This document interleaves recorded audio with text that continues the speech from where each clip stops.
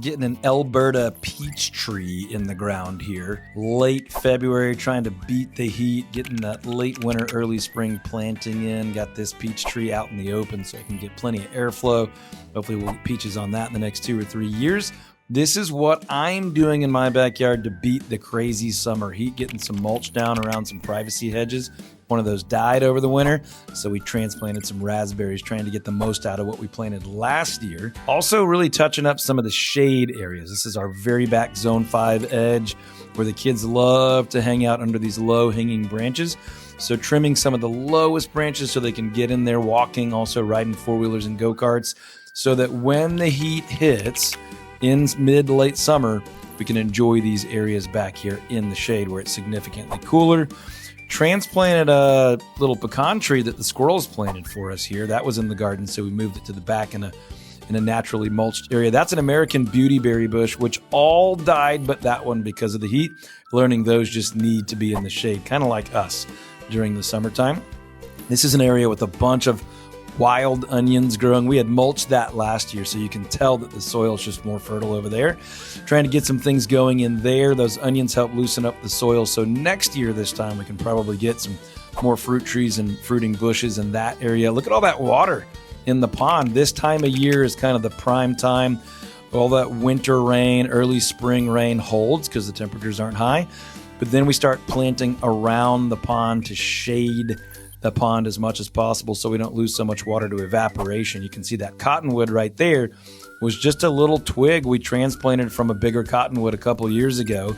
Again, planning ahead to beat the heat so we can shade out that pond. We'll be getting some brand new fish in there, some fingerlings in the pond, so we can enjoy fish probably next year. So again, planning ahead. When you got a big property, you got to plan ahead so you can enjoy it in the future. Got some mulberries planted there on the big trellis there, and we mulched the heck out of those this year. Really heavy, really deep. You've seen orchard update videos, but lots of new wood chip mulch here as well. You got apple trees. You got a berry bush there doing really, really well.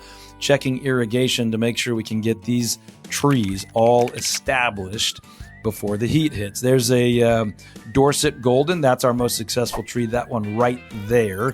We get a lot of apples off of those, so we planted 2 more of those this year again, trying to get those in early, trying to get them well watered but not overwatered, really well mulched. You can see some apples on the trees already.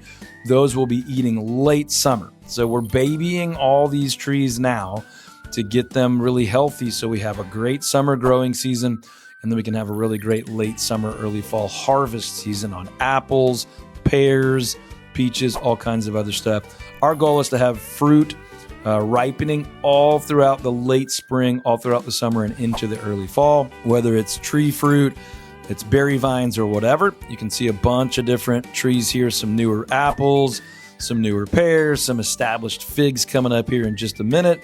You just saw that established Dorset Gold apple tree. Lots going on here, but a lot of the work that needs to happen now so we can enjoy these things later. That's a pomegranate. A newer one. We have some older established ones coming up here in a minute. But this is all happening because once it gets really, really hot, if we haven't done this work early, everything literally just dies. So a lot of these plants are new because they're replacing plants that have died over last summer or previous summers. Here's some key for pears coming up. We are covered up in pears on this thing.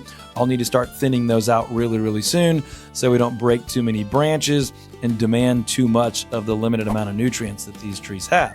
Speaking of nutrients, that's where the mulch and some of these understory plantings like herbs to deter pests and some of these plants that are underneath the trees that have long tap roots that are pulling up nutrients really to feed and fertilize these trees organically so that later in the summer they're healthier, they're fruiting more, and the fruit's got more flavor. There's some of those figs.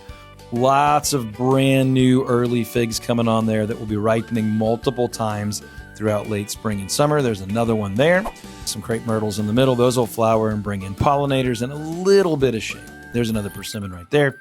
We've got some jujubes out here. We even have some brand new pawpaw trees. Lots of new pears, lots of new apples, a couple of older trees that are doing fine. These new trees will sleep. They'll grow very slow. Then they'll creep, start to move on us. Then they'll leap. So different age trees, but every single one of them needs a lot of late winter, early spring love so that we can be eating fruit, enjoying the smell of the blooms and the blossoms, enjoying the shade, and enjoying just being out there with friends and family all summer long and into the fall. So that's what we're doing in our big backyard, just to keep things going before the heat gets here and ruins all the fun. If you've got the food and the fruit and the shade and the irrigation all lined up, you can enjoy your North Texas big backyard all summer, even in the dead of the heat, but you got to prepare ahead of time. Talk to you guys on the next one.